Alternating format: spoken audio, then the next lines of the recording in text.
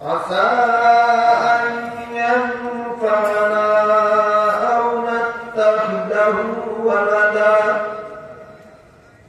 وكذلك مكنا ليوسف في الأرض ولنعلمه من تأويل الأحاديث والله غالب على أمره ولكن أكثر الناس لا يعلمون ولما بلغ أشده آتيناه حكما وعلما وكذلك نجزي المحسنين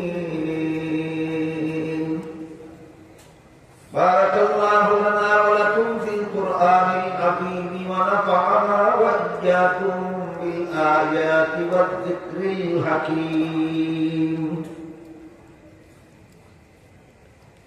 হযরত উলামায়ে কেরাম মুহতারাম হাজিরিন, গতকাল আমি বলেছি যে আমাদের দেশের স্কুল কলেজ ভার্সিটির সিলেবাসে যেহেতু কলেমা কালাম শিক্ষার ব্যবস্থা নেই, গোসল শিক্ষার ব্যবস্থা নেই, নামাজ থেকে শিক্ষার ব্যবস্থা নেই, এই জন্য আপনারা যারা নিজেদের ছেলে মেয়েদেরকে একাংশই স্কুল কলেজে পড়াবার জন্য ভর্তি করাবেন, ভর্তি করাবার আগেই নিজের ছেলেদেরকে নিজের মেয়েদেরকে কলেমা কালাম শিক্ষা দিয়া, গোসল শিক্ষা দিয়া, পাক শিক্ষা দিয়া, নামাজ কালাম শিক্ষা দিয়া তারপর ভর্তি করাবেন। আপনি যদি আপনার ছেলেকে আপনার মেয়েকে নামাজি বানাইয়া স্কুলে ভর্তি করেন, তাহলে স্কুলের শিক্ষা গুরুরা আপনার ছেলে মেয়েকে আর বেনামাজি বানাইতে পারে। এই কথাটা কেন বলেছিলাম? যেহেতু আমাদের দেশের স্কুল কলেজে এই ইসলামের প্রাথমিক শিক্ষাটুকু দেওয়ার মতো ব্যবস্থা নেই। কেন ব্যবস্থা নাই তার কারণটাও আমি গতকাল আপনাদেরকে বলেছি। এই দেশের স্কুল কলেজের সিলেবাস তৈরি করার জন্য যাদের হাতে দায়িত্ব দেওয়া হয়, তারা পরিকল্পিত ভাবেই এমন একটা সিলেবাস তৈরি করে সরকারের হাতে তুলে দেয় যে সিলেবাস নিয়ে লেখাপড়া করলে মুসলমানের বাচ্চা লতিফ সিদ্দিকী হবে, যে সিলেবাস নিয়ে লেখাপড়া করলে মুসলমানের বাচ্চা ডক্টর আহমদ শরীফ, যে সিলেবাস নিয়ে লেখাপড়া করলে মুসলমানের বাচ্চা তসলিমা নাসরিন হবে। এটা পরিকল্পিত শয়তান। যারা সিলেবাস তৈরি করেছিল তাদের তো পেটে পেটে শয়তানি আছেও, এবং নাস্তিকবাদী সিলেবাস সরকারে গ্রহণ করে কেন,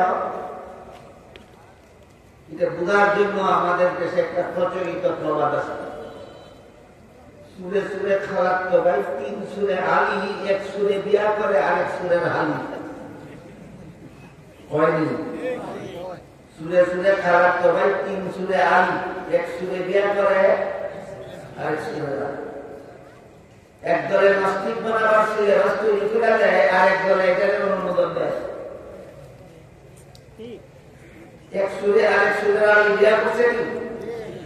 সুতরাং উভয় পক্ষের পেটে পেটে শয়তানি, যাতে এই দেশের কোটি কোটি মুসলমানের ছেলে মেয়েরা যেন লেখাপড়া করার পরে আর মুসলমান থাকতে না পারে, এরা সবাই যেন ওদের মতো নাস্তিক, ভূতবাদী, বেঈমান হয়ে যায়। এরা সবাই ইসলামের শত্রু। যারা মুসলমানের ছেলে মেয়েদের কলেমা কালাম শিখার মতো কথা সিলেবাসে অন্তর্ভুক্ত করে না, এরা যেভাবে ইসলামের শত্রু, তেমনি ভাবে যে সমস্ত সরকারেরা এই সিলেবাসকে অনুমোদন করে এরাও ইসলামের মিত্র, দুটোটা ইসলামের শত্রু। ওই এক সুরে দিয়া করে আরেক সুরে শামিল। এরা ইসলামকে এত ভয় পায় কেন? 17 কোটি মুসলমানের দেশের স্কুলের ছাত্রছাত্রীদেরকে ইসলামের সামান্য শিক্ষা দিতে এত ভয় লাগে, এই জিনিসটা আপনাদের সকলের জানা থাকে। তার কারণ হল যত রকমের অপকর্ম সমাজে আছে, যত রকমের দুর্নীতি সমাজে আছে, যত রকমের জালিয়াতি সমাজে আছে, যত রকমের পাপাচার দুনিয়াতে আছে, যত রকমের গুণাকার দুনিয়াতে আছে, সবগুলির পথে বাধা একমাত্র ইসলাম। সবগুলির পথে বাধা একমাত্র ইসলাম। কাজে মুসলমানের ছেলেমেয়েরা যদি স্কুলে ইসলাম সম্পর্কে সামান্য ধারণা অর্জন করতে পারে, তাহলে সুরের দলে চুরি করার সুযোগ পাবে না, ডাকাতের দল ডাকাতি করার সুযোগ পাবে না, সুদপুরের দলে সুদপুর যখন সুদ খেতে যেতে তখন এরাই বলবে সুদ খাওয়া হারাম, সুদ খাওয়া যাবে না। ঘুষখোরের দল ঘুষ খেতে পারবে না, কারণ ইসলাম হবে তাদের পথে বাধা। খুনির দল খুন করতে পারবে না, কারণ ইসলাম হবে এদের পথে বাধা। সন্ত্রাসের দল সন্ত্রাস করতে পারবে না, কারণ ইসলাম হবে এদের পথে বাধা। জিনাকারের দল জিনা করতে পারবে না, কারণ ইসলাম হবে এদের পথে বাধা। বুট চুরের দল বুট চুরি করতে পারবে না, কারণ ইসলাম হবে এদের পথে বাধা। বুট ডাকাতের দল বুট ডাকাতি করতে পারবে না, কারণ ইসলাম হবে এদের পথে বাধা। দেশের সম্পদ কোটি কোটি টাকা চুরি করে বিদেশ পাচারকারী দল এই কোটি টাকা বা দেশের কোটি টাকা চুরি করে বিদেশ পাচার করতে পারবে না, ইসলাম হবে এদের পথে বাধা। এই জন্য এই এক চুরে দেয়া করে আরেক চুরের সারি কেন এই জুলুসে এই সকল প্রকার দুর্নীতি চালাতে চায়, আর ইসলাম সকল প্রকার অপকর্মের পথে বাধা। আমি কি সংক্ষেপে আপনাদেরকে বোঝাতে বললাম, এরা ইসলামী শিক্ষাকে ভয় পায় কেন? এদের সকল অপকর্মের পথে একমাত্র ইসলামী শিক্ষা বাধা। এদের সকল অপকর্মের পথে একমাত্র ইসলামী শিক্ষা বাধা। তাই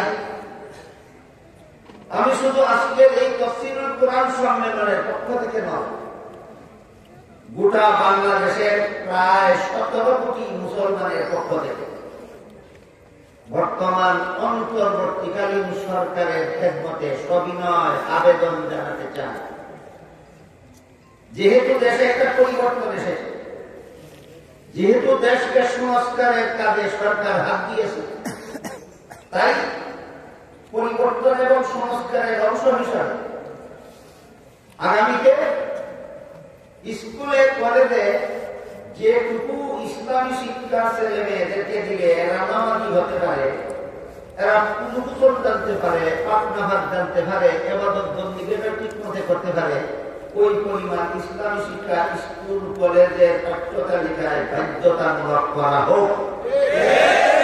বলেন আপনারা সবাই একমত? আমি আপনাদের সকলের পক্ষ থেকে এবং সারা বাংলাদেশের প্রায় 17 কোটি মুসলমানের পক্ষ থেকে বর্তমান অন্তর্বর্তীকালীন সরকারের কাছে এই জোর আবেদন জানাচ্ছি। এখানে যদি কোনো সিআইডি ডিআইডি সরকারি কর্মকর্তা থাকেন, আপনাকে সবিনয় অনুরোধ করে বলি, আমাদের এই অনুরোধ আপনাদের সরকারের কানে পৌঁছে যান। আর এরাও যদি মুসলমানের ভবিষ্যৎ প্রজন্মকে ওদের মতো নাস্তিক বানাবার মতো সিলেবাস চালু করে, তাহলে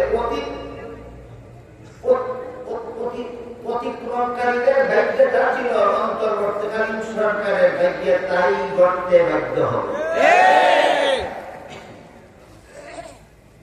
এই ইসলামী শিক্ষা আমরা কি মাদ্রাসার মতো স্কুল বানাতে বলছি, সামান্য ইসলামের প্রাথমিক শিক্ষা সিলেবাসভুক্ত হতে বলছি? মাদ্রাসার প্রাথমিক শিক্ষাটুকু, সামান্য শিক্ষাটুকু যেটুকু শিখতে কলেমা কালাম শিখতে পারে মুসলমান ছাত্রছাত্রীরা, উজু শিখতে পারে, পাঠনাভাব শিখতে পারে, নামাজ কালাম শিখতে পারে, মাতৃ পর্যন্ত। আমি গতকাল হিসাব দিয়েছি আপনাদেরকে, এইগুলি শিখতে বেশি থেকে বেশি একটা ছেলের একটা মেয়ের বেশি থেকে বেশি 1 বছর লাগে, বেশি থেকে বেশি 1 বছর। আমাদের কওমি মাদ্রাসার প্রাথমিক বিভাগ, যে বিভাগের 5টা ক্লাস আছে, কওমি মাদ্রাসার প্রাথমিক বিভাগ, এই প্রাথমিক বিভাগের 5টা ক্লাসে সরকারি প্রাইমারি স্কুলে যা কিছু সিলেবাসের অন্তর্ভুক্ত আছে, আমাদের কওমি মাদ্রাসার এই পাঠশালাতেও সবগুলি অন্তর্ভুক্ত আছে। পাঠশালা স্কুলে যে পরিমাণ বাংলা, যে পরিমাণ ইংরেজি, যে পরিমাণ অঙ্ক, যে পরিমাণ ইতিহাস, যে পরিমাণ ভূগোল, যে পরিমাণ বিজ্ঞান পড়ানো হয়, আমাদের কওমি মাদ্রাসার প্রথম 5টা শ্রেণীর ছাত্রছাত্রীদেরকে 16 আনাটাই পড়ানো হয়। তাইলে আমাদের প্রাইমারি বিভাগ আর সরকারি প্রাইমারি স্কুলের সিলেবাসে পূর্বেশন আছে, পূর্বেশন বিন্দু মাত্রার সঙ্গে শুধু বেষ্টন এক্ষেত্রে আছে। আমরা প্রাইমারি স্কুলের সবগুলি আমাদের ছাত্রছাত্রীদেরকে শিক্ষা দিয়া এই 5 বছরের ভিতরে কলেমা কালাম শিখাইয়া, গুসল শিখাইয়া, পাটনা ভাব শিখাইয়া, নামাজ শিখাইয়া, পাক্কা নামাজি বানাইয়া জান্নাতের পথে বানাই। আর সরকারি প্রাইমারি স্কুলে আমরা যা শিখাই তাই শিখাই, কিন্তু গুসল শিখায় না, পাটনা ভাব শিখায় না, নামাজ শিখায় না, নামাজি বানায় না, না বানাইয়া আপনাদের পরিচয় পুত্রা ছেলে মেয়েদেরকে জাহান্নামের পথে পড়াশোনা নয়, পথ দুইটা। পড়াশোনা নয়, পথ দুইটা। তারা যা পড়ায় আমরা তাই পড়াই, কিন্তু আমরা এগুলি পড়াই আপনাদের সন্তানকে জান্নাতের পথে পাঠাই, আর তারা এগুলি পড়াই আপনাদের সন্তানকে জাহান্নামের পথে পাঠাই। আরেকটা বেশ আছে, আমরা প্রাইমারি স্কুলের সিলেবাসের সবটুকু আমাদের ছাত্রছাত্রীদেরকে শিক্ষা দিয়ে নামাজি বানাইয়া জান্নাতের পথে পাঠাই, সরকারের 1 পয়সাও না খাইয়া। আর তারা এগুলি ওই শিক্ষা দিয়ে আপনাদের ছেলে মেয়েদের জাহান্নামী বেনামাজি বানাইয়া জাহান্নামের পথে পাঠায়। প্রত্যেকটা শিক্ষক প্রতি মাসে সরকারের 20,000 টাকা খাইয়া। আমরা সরকারের 1 পয়সা না খাইয়া এগুলি পড়াই, নামাজি বানাই, আপনাদের সন্তানকে জান্নাতের পথে পাঠাই। আর প্রাইমারি স্কুলের তারা এগুলি পড়ায়, বেনামাজি বানায়, জাহান্নামের পথে পাঠায়। এক একজন শিক্ষক প্রতি মাসে সরকারের কত টাকা খাইয়া? 20,000। এই তুলনামূলক পার্থক্যটা 17 কোটি মুসলমানের বোঝা দরকার, জানা দরকার, জীবন ভর মনে রাখা দরকার। তোমরা যা কিছু বানাও সবগুলি আমরা বানাই, তাইলে আমরা এদেরকে নামাজি বানাইতে পারি, তোমরা বানাইতে পারো না কেন? কারণ একটাই, সুরে সুরে খারাপ তো ভাই, 3 সুরে আলী, 1 সুরে বিয়া করে আর 1 সুরে শালী। কারণ একটাও। আবার কতগুলি বেহায়া আছে, বক্তৃতার সুযোগ পাইলেই কয় উভয় শিক্ষার সমন্বয় সাধন করতে হবে। এই পুরা দিন বুঝার সমন্বয় সাধন করতে অর্থ বুঝতে, উভয় শিক্ষার সমন্বয় সাধন করতে হবে। বলেন তো, আমরা কওমি মাদ্রাসার প্রথম 5টা বছরে প্রাইমারি স্কুলে সব কিছু পড়াইছি না? তারা কি মোহাম্মদুল্লাহ শিক্ষা দেয়? সমন্বয় দেন না। সমন্বয় শব্দের অর্থ শিক্ষক জীবনে কোনদিন কোরআন দিই সমন্বয়। তোমরা যা পড়াও আমরা তাই পড়াইব, তো আমরা যা বানাই তোমরা তাই বানাইব, তোমরা যা পড়াও আমরা তা পড়াই, কিন্তু আমরা নামাজি বানাই, তোমরা বেনামাজি বানাও। ওদের সমন্বয় ব্যবহার করে একটা ভায়া করতে হয়।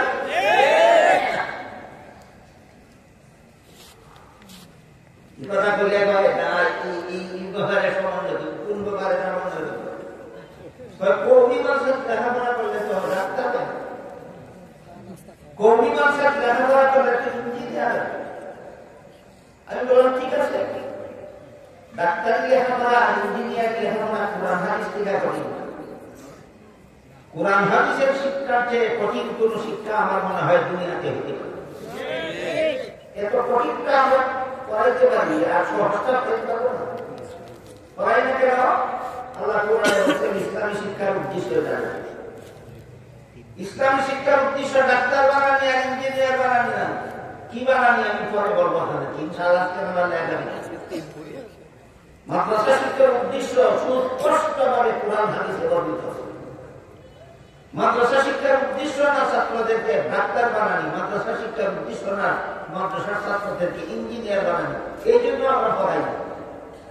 কিন্তু তোমরা যেহেতু প্রশ্ন করছো মাদ্রাসায় লেখাপড়া করলে ডাক্তার হবে, ইঞ্জিনিয়ার হতে হবে, তাই আমিও প্রস্তাব করলাম যদি নিরপেক্ষ দৃষ্টিতে যদি সমন্বয় সাধন করতে চাও, তাহলে আমরাও ছাত্রছাত্রীদেরকে ডাক্তার ইঞ্জিনিয়ার বানাবো, তোমরাও কলেজ ভার্সিটিতে ছাত্রছাত্রীদেরকে মুহাদ্দিস মুফাসসির বানাবো। তখনই সমন্বয় সাধন। এই পুরা দিন ধরতে সমন্বয় সাধন।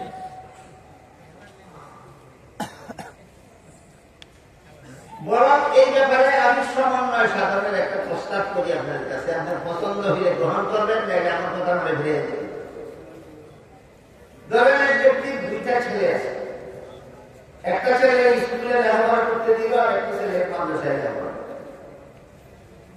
স্কুলের ছেলেটা শেষ পর্যন্ত মেডিকেল কলেজের পরীক্ষায় পাস করে MBBS ডাক্তার হয়েছে। আর মাদ্রাসায় যে ছেলেরা পড়তে ছিল, এই ছেলে মাদ্রাসায় লেখাপড়া করে একজন বড় আলেম। এই বড় আলেম, মাদ্রাসা করবো আলেম যদি আল্লাহ না করুক কোন জটিল রোগে আক্রান্ত হয়, তার চেয়েও বড় আলিমের প্রেসক্রিপশন নিয়ে ওষুধ খাবে, ডাক্তার ভাইয়ের পরামর্শ নিতেই হবে। নীতি আপনি যত বড় আলিম হন না কেন, চিকিৎসা হয়ে যাবেন না, চিকিৎসা আপনার গাইয়ে যাবে। কথা বুঝেন কিনা? একজন আলেম যত বড় আলিম হন না কেন, রোগের চিকিৎসা আলেম জানে না, যে ভাই ডাক্তার শেষ করে ভাই জানে। তুমি যত বড় আলিম হন না কেন, তোমার চিকিৎসার দরকার, তোমার কথায় হবে না, তোমার ছেলে বড় আলিমের কথায় হবে না। চিকিৎসা তোমার ভাই ডাক্তার আছে, তার কথা কথা শুনতে হবে। আর যে ব্যক্তি ডাক্তার, এই ব্যক্তি যদি পরকালে জাহান্নাম থেকে বাঁচতে চায়, তাহলে আরো বড় ডাক্তারের কথা মতো জীবনযাপন করতে হবে না, আলিম ভাইয়ের কথা মতো চলতেই হবে। এটার নাম হলো সত্যিকারের সমন্বয় সাধন। বুঝেছি বললাম? উভয় শিক্ষার সমন্বয় সাধন, সমন্বয় সাধন, সমন্বয় সাধন। যে সমস্ত বর্ণ ভূকরা হবে পুরার দিন হবে না সমন্বয় সাধনের অর্থ। আমার প্রস্তাবগুলি যদি আপনারা বুঝে থাকেন, তাহলে বলুন এগুলি কি যুক্তিসম্মত নয়, চূড়ান্ত যুক্তিসম্মত? তাহলে আমি এটাও জাতির কাছে আবেদন পেশ করলাম, এই প্রস্তাবগুলি যদি যুক্তিসম্মত হয়, প্রস্তাবগুলি তো হবে।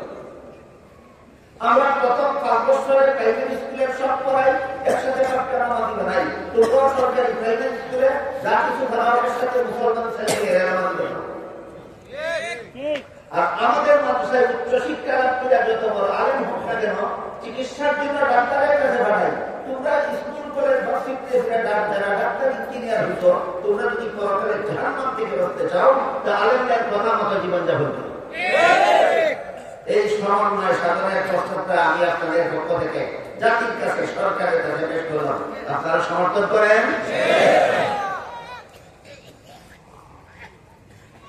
ইসলামের প্রাথমিক শিক্ষাটুকু না দিয়া স্কুলে কলেজে ভার্সিটিতে লেখাপড়া করলে যা হওয়ার তাই হয়, যা হওয়ার তাই হয়, যা হওয়ার তাই হয়। এর সংক্ষিপ্ত বিবরণ হল, যত বড় শিক্ষিত তত বড় দুর্নীতিবাদ হওয়া, যত বড় শিক্ষিত তত বড় দুর্নীতিবাদ। কারণ তার অন্তরে ইসলামী শিক্ষার ছোঁয়া আছে না, ইসলামী শিক্ষার পরশ নাই তার অন্তরে। যদি সে ইসলামের প্রাথমিক শিক্ষাটুকু শিখত, ইসলামের প্রাথমিক শিক্ষার মধ্যে আছে, গতকাল বলছিলাম কলিমায়ে তাকবীর, কলিমায়ে শাহাদাত, ইমানে মুজমাল, ইমানে মুফাসসাল। আমি শুনাই আপনাদেরকে, শোনার পরে বলবেন কত বছর লাগে এই শিখতে। কলিমায়ে তাকবীর হলো লা ইলাহা ইল্লাল্লাহ মুহাম্মাদুর রাসূলুল্লাহ। কলিমায়ে শাহাদাত হলো আশহাদু আল্লা ইলাহা ইল্লাল্লাহ ওয়াহদাহু লা শারীকা লাহু ওয়া আশহাদু আন্না মুহাম্মাদান আবদুহু ওয়া রাসূলুহু। ইমানে মুজমাল হলো আমানতু বিল্লাহি কামা হুয়া বিআসমাইহি ওয়া সিফাতিহি ওয়া কাবিলতু জামিআ আহকামিহি। ইমানে মুফাসসাল হলো আমানতু বিল্লাহি ওয়া মালাইকাতিহি ওয়া কুতুবিহি ওয়া রুসুলিহি ওয়াল ইয়াউমিল আখির ওয়াল কদরি খাইরিহি ওয়া শাররিহি মিনাল্লাহি তাআলা ওয়াল বাসি বাদাল মাউত। এই সাইকেল বলেন 4 বছর লাগবে শিখতে, 4 মাস লাগবে, 4 সপ্তাহ লাগবে, 4 দিন যথেষ্ট, 4 দিন যথেষ্ট। তবে বাগে ধরে না বুঝতে ধরে প্রাইমারি স্কুলের মুসলমান ছাত্রছাত্রীরা এগুলি শিক্ষা দিতে, তবে বাগে ধরে না বুঝতে ধরে, কিছু টাকা ধরে না, ধরে একটাই সুরে সুরে খারাপ তো ভাই, 3 সুরে আমি, 1 সুরে দেয়া করে আরেক সুরের সামনে, এইটাই বসে না।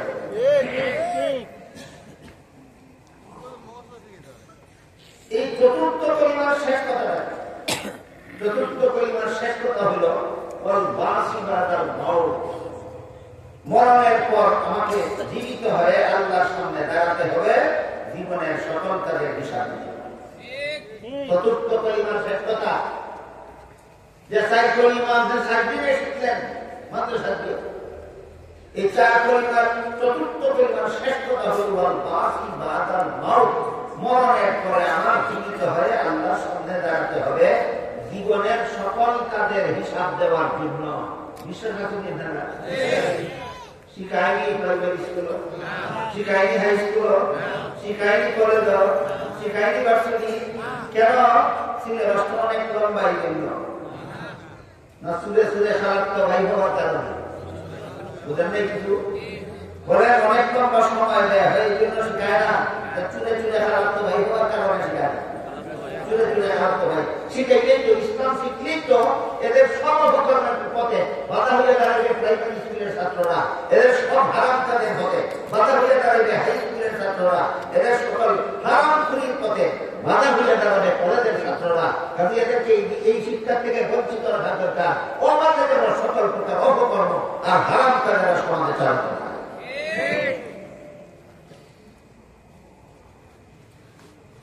শুধুমাত্র এই একটা কথা যে মরণের পরে আমার একদিন জীবিত হয়ে আল্লাহর সামনে দাঁড়াতে হবে জীবনের সকল কাজের হিসাব দেওয়ার জন্য। এই কথাটা দিয়ে একজন প্রাইমারি স্কুলের একটা ছাত্রের অন্তরে বদ্ধমূল থাকে, একটা ছাত্রীর অন্তরে বদ্ধমূল থাকে। হাই স্কুলের একটা ছাত্র ছাত্রীর অন্তরে যদি এই বিশ্বাসটা মজবুত থাকে, কলেজ ভার্সিটি কোনো ছাত্র ছাত্রীর অন্তরে যদি এই বিশ্বাসটা মজবুত থাকে, তাহলে পারবে জীবনের কোনো কাজে কোন স্তরে অপকর্ম করতে পারবে, কোন রকমের দুর্নীতি করতে পারবে, কোন রকমের জালিয়াতি করতে পারবে, সুদ খাইতে পারবে, ঘুষ খাইতে পারবে, মদ খাইতে পারবে, গাঁজা খাইতে পারবে, ভোট চুরি করতে পারবে, ভোট ডাকাতি করতে পারবে। আমি কি আপনাদেরকে বোঝাতে পারলাম? শয়তানেরা কেন স্কুল কলেজের ছাত্রদেরকে ইসলামের সামান্য শিক্ষা থেকেও বঞ্চিত করে রাখে? চুলে চুলে খারাপ তো ভাই হওয়া। এই বিষয়টা একটু ক্লিয়ার করার জন্য আপনাদেরকে হযরত উমর ফারুক রাদিয়াল্লাহু তাআলা একটা কথা এই কয়েক মিনিট আমি অন্যদিন কালকে অথবা এর আগের দিন আপনাদেরকে বলেছি, হযরত উমর ফারুক রাদিয়াল্লাহু তাআলা আল্লাহর রাসূলের দ্বিতীয় খলিফা ছিলেন। খলিফা কুরআন হাদিসের ভাষা, বর্তমান দুনিয়ার রাজনৈতিক ভাষায় যারা প্রধান শাসনকর্তা মনে আছে। হযরত উমর যে দেশের প্রধান শাসনকর্তা ছিলেন, এই দেশটা কি বাংলাদেশের সমান একটা দেশ ছিল? পাকিস্তানের সমান? অর্ধেকটা পৃথিবীর সমান। এত বড় বিশাল সাম্রাজ্যের শাসনকর্তা ছিলেন হযরত উমর ফারুক। জুমার দিন দেখা গেল সরকারের একটা সরকারি বিধির চাদর ছাড়া এই প্রধান শাসনকর্তারা কোনো কাপড়ই নেই। শরীর দেখতে জুমার নামাজের ইমামতি করার জন্য ছেলের চাদর ঋণ করতে হচ্ছে। ঘটনা শুনছেন না? এই খলিফা ওমর একদিন মরুভূমির রাস্তা দিয়ে কোথাও যাইতেছিলেন, সাথে খাওয়ার কিছু নেই। যেই বেটা রিলিফের একটা চাদর ছাড়া কোনো চাদর কাপড়ই দেখে না, এবার তো ঘরের মধ্যে খাওয়ার কিছু সাথে না দেখাচ্ছি স্বাভাবিক, সাথে খাওয়ার কিছু নেই। মরুভূমির রাস্তা মানে 10 মাইল 20 মাইল 30 মাইল 50 মাইলের রাস্তা, শুধু বালু আর বালু, গাড়ি বড়টাই দোকান ভালো নেই, খানা জোগাড় করা। এবং এমন অবস্থায় খলিফা ওমরের পেটে বড় খিদা লাগলো। স্বাভাবিক খিদার সাথে অনেক রাস্তায় জোগাড় করার ব্যবস্থা নেই, খিদার কারণে ওমর কষ্ট করতেছে। এমন অবস্থায় খলিফা ওমর দেখলেন মরুভূমির মধ্যে একটা রাখাল ছেলে এক পাল ছাগলের দাখালি করে। ওই রাখাল ছেলে তার পানের একটা দুধের ছাগলের দুধ গ্রহণ করে পান করে, বাংলা ভাষায় গ্রহণ করে। বৃহত্তর সিলেটের বাইরে বাংলাদেশের অন্যান্য জেলায় দোয়ান, আমরা বৃহত্তর সিলেট জেলায় কিরানি, বলেন। খলিফা ওমর দেখলেন রাখাল ছেলে তার পানের একটা দুধের ছাগলের দুধ কিরাইয়া খাইছে। তাই খলিফা ওমর রাখাল ছেলের কাছে গিয়া বললেন, রাখাল ভাই, তোমার দেখলাম একটা দুধের ছাগলের দুধ দোহন করে পান করছো, দয়া করে আরেকটা দুধের ছাগলের দুধ দোহন করে আমাকে একটু পান করতে দাও, আমার পেটে বড় খিদা। খলিফা ওমর কে এই রাখাল ছেলে দেখছে না, নাম তো শুনতে। দেশের প্রধান শাসনকর্তার নাম তো দেশের ওপরই শুনে, দেখার সুযোগ পায় বলে। বলেন তো বর্তমান বাংলাদেশের তত্ত্বাবধায়ক সরকারের প্রধানকে? নাম তো বলতেন ডক্টর ইউনুস পর্বতে দেখছেন, আমি লিখি, আমি জীবনে কোনোদিন ওনারে কিন্তু নাম শুনছি গতিতে বসার আবার দেখতে নাম শুনছি। এরকম ওই রাখাচ্ছেন পরিভ্রমণের নাম জানে, কিন্তু ইনি যে পরিভ্রমণ দেখছে না কোনো ছিলেন না। সে কল্পনাও করতে পারলো না যে পরিভ্রমণ মরুভূমির রাস্তা দিয়ে যেতেছেন, তারা পেটে কি তার কাছে পড়ার মতো না, এটা তার কল্পনা করার মতো না। তাই রাখাল ছেলে পরিভ্রমণকে একজন সাধারণ পথের মুসাফির মনে ফিরে করল, মুসাফির ভাই, এই সাগরের পালের মালিক আমি না, আমি মালিকের বেতন ভুগি চাকর, আমি যে মালিকের সাগরের পালের রাখালি করি, এর বিনিময়ে মাস শেষে মালিকে আমাদের যে নগদ টাকা দেয় সেটাও আমার বেতন। রাখালি করার সময় পেটে খিদা লাগে, মালিকের একটা দুধের ছাগল দুহাত করে পান করি, ওইটা আমার বেতন। তুমি যেহেতু আমার মালিকের বেতন বুঝি চাকর না, কাজে মালিকের অনুমতি ছাড়া আমি তোমার এক কোটা দুধ দিতে পারবো, মালিকের অনুমতি ছাড়া এক কোটা দুধ দিতে পারবো। এই রাখাল ছেলের এই কথা শুনিয়া তিনি বুঝতে পারলেন যে আমার আর কি দাবি করার কোনো ভাই, তারপরও তিনি দুঃখিত না হইয়া আনন্দে তার আত্মাটা ভরে গেল, আত্মাটা তুষ্ট হয়ে গেল। কেন? যে আমার পেটে খিদা গেলে গেল না গেলে নাই, আমার দেশের একটা অশিক্ষিত মূর্খ রাখাল ছেলে, সে যে মালিকের অনুমতি ছাড়া মালিকের মাল খুঁজে দেয় না, এত বড় আমানতদার যে আমার দেশের একটা রাখাল ছেলে, এতেই আমার আত্মাটা তুষ্ট। তবে সর্বযুগেই কিছু বার্তা এমন থাকে, মঞ্চে দাঁড়িয়ে যখন বক্তৃতা দেয় এমন মজার মজার সুন্দর সুন্দর নীতি ব্যাখ্যার কথা কয়, যেমন বুঝা যায় নবীগণের মতো, আর কাজ করার সময় দেখা যায় ফেরাউনের মতো। এই অপকর্মটা বেশিরভাগ হয়ে থাকে রাজনৈতিক নেতাদের। বর্তমান জমানার যত বড় বড় রাজনৈতিক নেতা আছে, এর মধ্যে ৯৯টা রাজনৈতিক নেতা এরকমের বাটপার, মঞ্চে দাঁড়িয়ে বক্তৃতা দেয়, নবীগণের মতো সুন্দর সুন্দর কথা বলে, আর কর্মক্ষেত্রে গিয়ে ফেরাউনের মতো কাজ করে। একটাই বলে বক্তৃতা থেকে হেবলে ডেলি ৮০ টাকা তাহাজ্জুদের মতো। এই তাহাজ্জুদ কি, এই নামাজটা কি ইবাদতের নামাজ না রাজনৈতিক নামাজ? রাজনৈতিক ইবাদতের নামাজ না, এটা রাজনৈতিক নামাজ। এরকম কেউ কেউ রাজনৈতিক তকবীর করে, কেউ রাজনৈতিক কোরআন তেলাওয়াত করে। একটু বই আনতে পারে, উমরের ঘটনাটা বাকি অংশটা একটু বলে।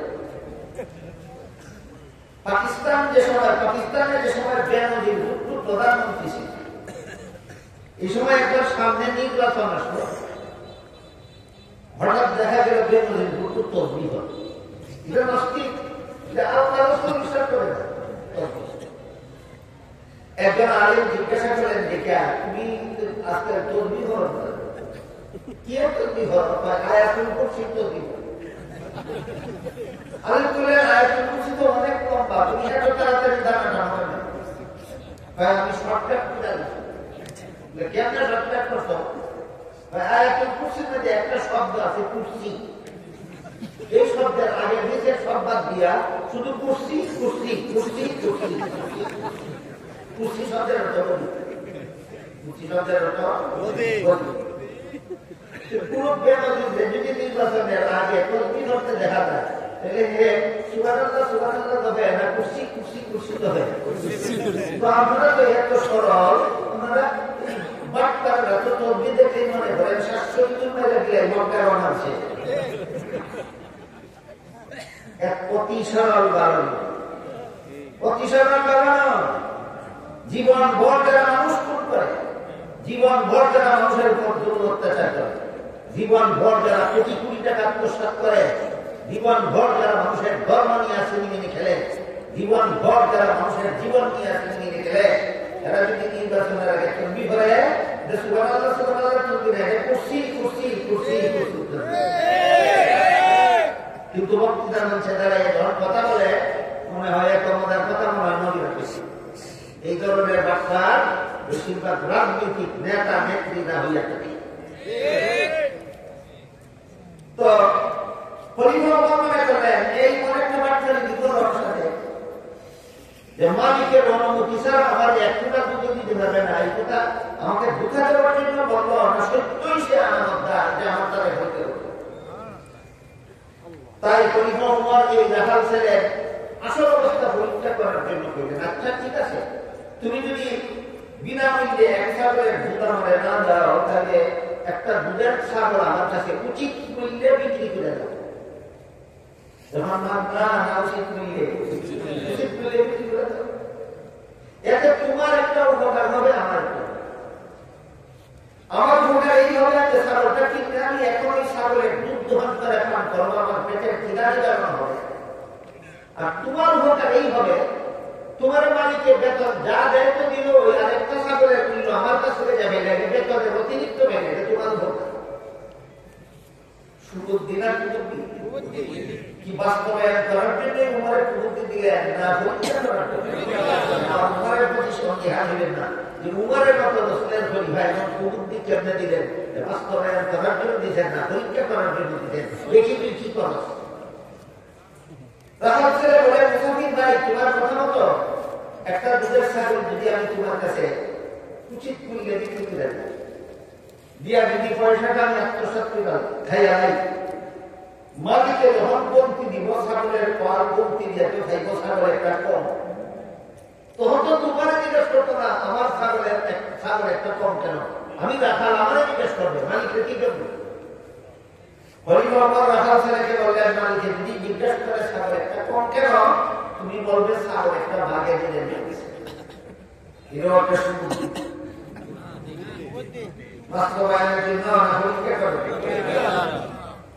যখন উমর বললেন তুমি মালিক দেখো ছাগল একটা ভাগে দিলে নিয়ে গেছে, ভাগে ছাগল দিলে রাখাল ছেলের ফিরাইবার কোন ক্ষমতা নাই, কাজে তোমার বিরুদ্ধে কোনো বিচার চলবে না, তখন রাখাল ছেলে খেপল ওই মুসাফির লোকটা। খলিফা উমর চিন্তা করছে না মুসাফির চিন্তা করছে? মুসাফির লোকটার উপর খেপে গেল, এই বেটা মুসাফির, দাঁড়া, আমার একটা কথা শুনে যা। আমি আমার মালিকের বিশ্বস্তটা করব, আমি যদি তুই ছাগল একটা আগে দিনে নিয়ে গেছে, বিন্দু মাত্র সন্দেহ করবে না আমাকে, আমার বিরুদ্ধে বিচার দায়ের করবে, দূরে ধরা 70-100 বার আমার কথা সত্য বলে বিশ্বাস করবে। কিন্তু তুই বল, শেষ বিচারের দিন আল্লাহ যখন জিজ্ঞাসা করবে মালিকের ছাগলটা কি করতে, তখন কি বলেন? মুসলমানের অন্তরে এই বিশ্বাস প্রাইমারি স্কুলের শিক্ষার দ্বারা জন্ম হয়, হাই স্কুলের শিক্ষার দ্বারা জন্ম হয়, কলেজ ভার্সিটির শিক্ষার দ্বারা জন্ম হয় না, একমাত্র মৌতের দ্বারা জন্ম হয়। মনে আছে একমাত্র ইমানে মুফাসসালের সর্বশেষ কথা, প্রতি কাঁচা ছেলে মেয়েদেরকে শিশুকালে শিক্ষা দিলে এই শিক্ষাটা অন্তরে বদ্ধমূল থাকে।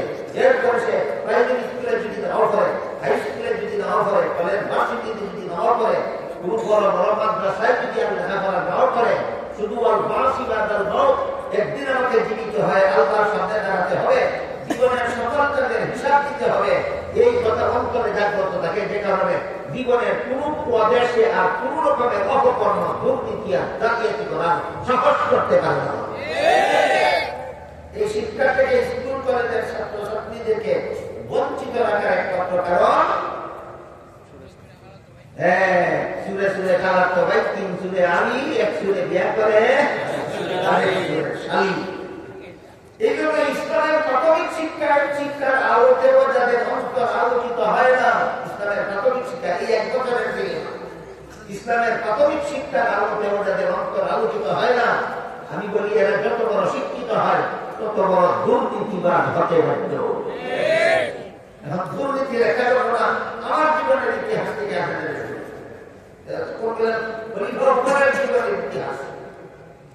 এবার দুর্নীতি, শিক্ষিত দুর্নীতিবাদদের একটা ঘটনা আমার জীবনের ইতিহাস থেকে আপনাদের আনুমানিক 50 বছর আগে কথা। ব্রাহ্মণবাড়িয়া এলাকায় এক ওয়াজ মাহফিল হয়েছে। ফিরার পথে রেলগাড়িতে বাড়ি আসার জন্য ব্রাহ্মণবাড়িয়া রেল স্টেশনে গিয়া দেখি গাড়ি চাইলা দিতেছে টিকিট নেওয়ার সুযোগ টিকিট ছাড়াই রেলগাড়ির ভিতরে সরকারের বেতনভোগী কর্মচারী থাকে কেউ যদি বিনা টিকিটে গাড়িতে উঠে তার কাছ থেকে ভাড়া আদায় করতে হবে আর টিকিট বানাই তাকে কি সময় তাকে ঠিক দিতে আজকে ঠিক হয় আমি যে টিটি সাহেবের বললাম টিটি সাহেব গাড়ি ছেড়ে দিচ্ছে আমি টিকিট দিতে পারছি না আমার একটা টিকিট বানায় নেন ভাড়া যা হয় আমার কাছ থেকে এরা আমাদের সেটার মতো টিকিট বানাই দেওয়া না আমি বলেছি ঠিক না তোদের যে সরকারের বেতন দেয় সরকারের বাঘের সম্পত্তি দেখা দেয় না সমস্ত বাঙালিদের মাথার দাম পায়ে ফেলার উপার্জিত ট্যাক্সের টেকা থেকে দেয় আমার টেকাই বেতন দেয় চেতিস না তোমার বেতন দেয় আমার টিকিট বানায় দেওয়ার জন্য তুমি আমার টিকিট বানায় দেওয়া যাবে না কেন টিকিট বানায় দিলে শুধু ভাড়া দিলে হবে না বিনা টিকিটে রেল ছাড়ার জরিমানা দিতে হবে আমি বললাম ভাড়াও দেবো জরিমানাও দেবো আর টিকিট বানায় দেবো যখন আসছে এখন তো জরিমানা তো লাগবেই না ভাড়াও সবটা লাগবে না বিনা টিকিটে যা মনে চায় আমরা দিয়ে দেবো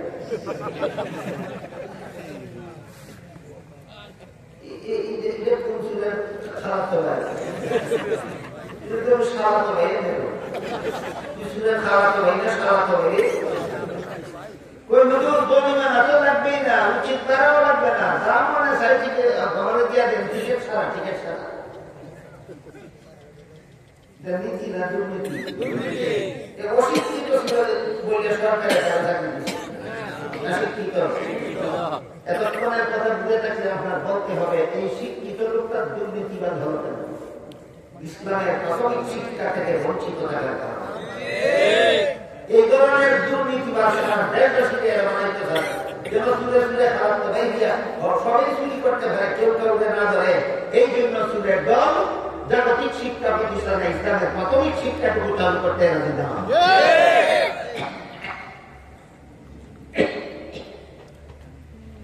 আমি বললাম বিনা টিকিটে আমি একটা বোঝাও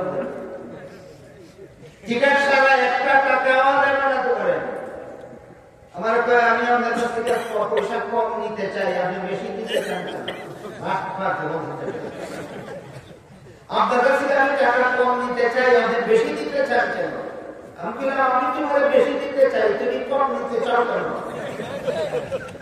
এরপরে আর কোনো জবাব না দিয়ে আমি আমি পরবর্তী স্টেশনে এলাম টিকিট দিয়ে আমি স্টেশনে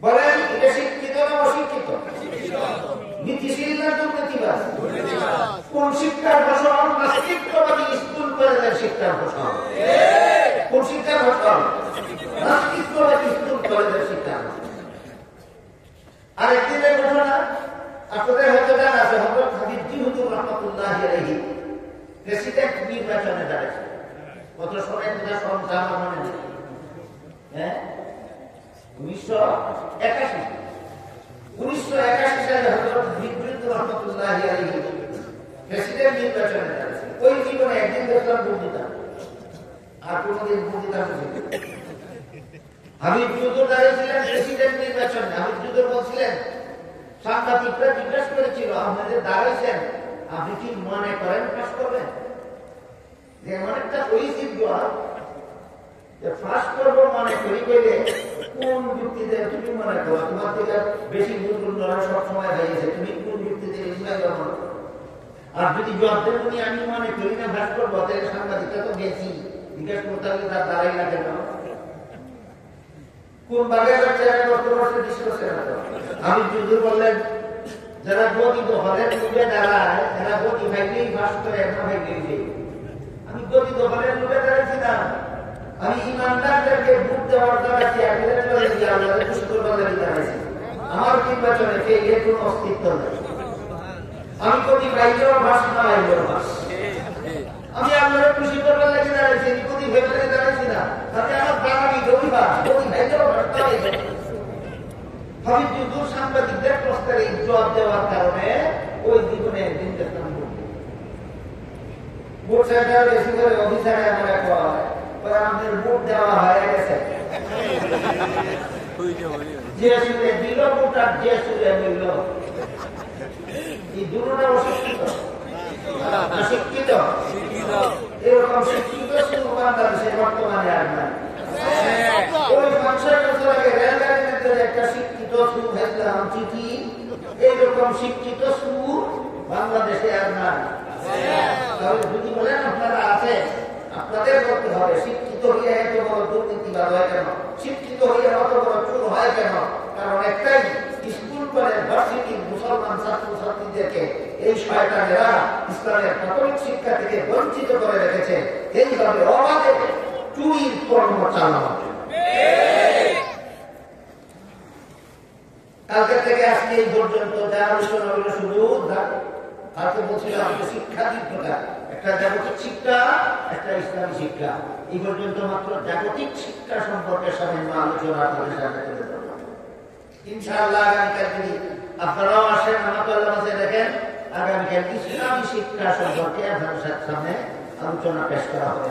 এই পর্যন্ত যা সুন্দর শুনলাম, আল্লাহ এর আলোকে আমাদের জীবন গড়ার তৌফিক দান করুন। আমিন। সুবহান রাব্বিকা।